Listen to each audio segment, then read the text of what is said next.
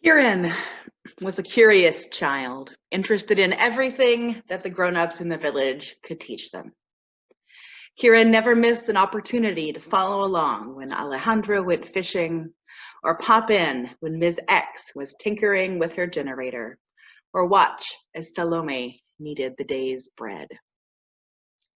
The one thing Kieran wasn't interested in was waiting. Kieran often watched Naima, one of the village's fire tenders, take her time placing each piece of kindling, just so, stacking smaller branches on top, and then carefully propping the full logs into a cone. The slowness of this made Kieran practically twitch.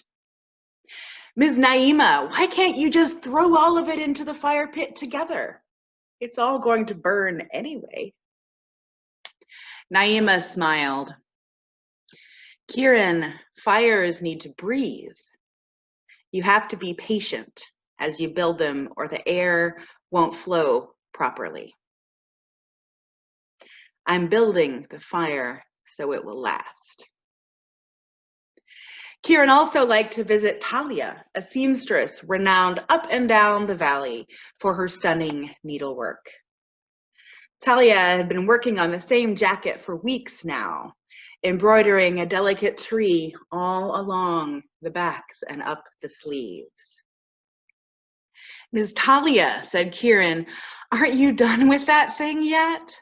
I mean, it's beautiful and all, but it's taking forever.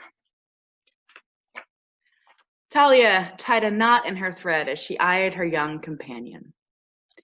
Kieran, dear, I sew love into every stitch of everything I make. That's what makes it special.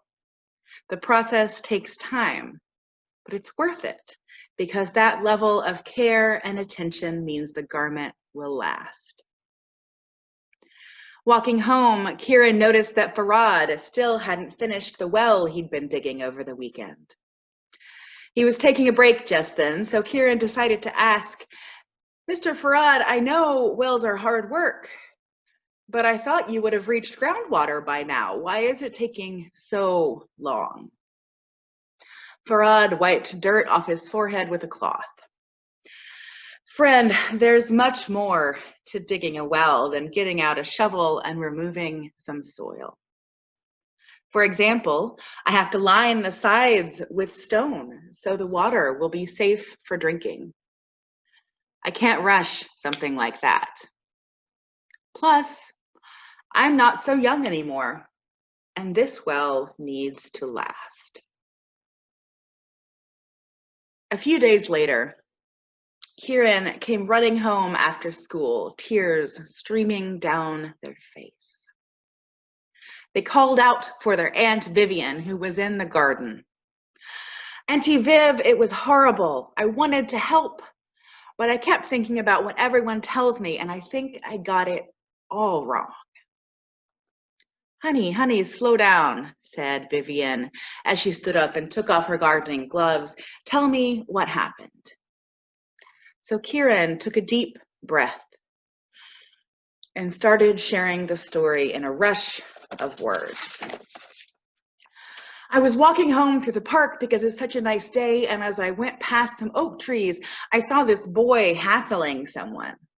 And then I saw it was my friend Bailey, and he was saying all of these awful things about her family and her hair and her house, and Bailey was crying. So without even thinking, I swooped in and I told him he'd better leave my friend alone. And by the way, her hair is fantastic. Then I grabbed her hand and we ran away. Vivian looked at Kieran with concern. Is Bailey okay? Did she get hurt? Are you okay? Well, we're not okay, said Kieran, but neither of us got injured, if that's what you mean. Bailey's on her way home to meet her dad. I'm glad to hear that, Vivian said, but I'm confused. What did you think you got wrong? And Kieran said quietly, well, you're always telling me I should be more patient and wait things out. But I jumped right in instead. I'm sorry, Auntie Viv. Kieran looked miserable. And Vivian said to Kieran, I'm proud of you. Kieran looked at her and said, what? Wait, what?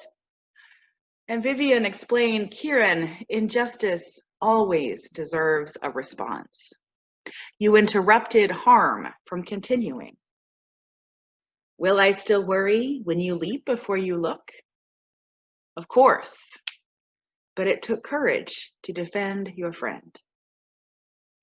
Vivian put an arm around Kieran's shoulder. Building justice takes time and care, sweetheart. If we do it right, though, it will be a justice that lasts. Now help me plant the rest of these seeds. I hear Miss Naima is coming over after dinner to teach you about tending fires.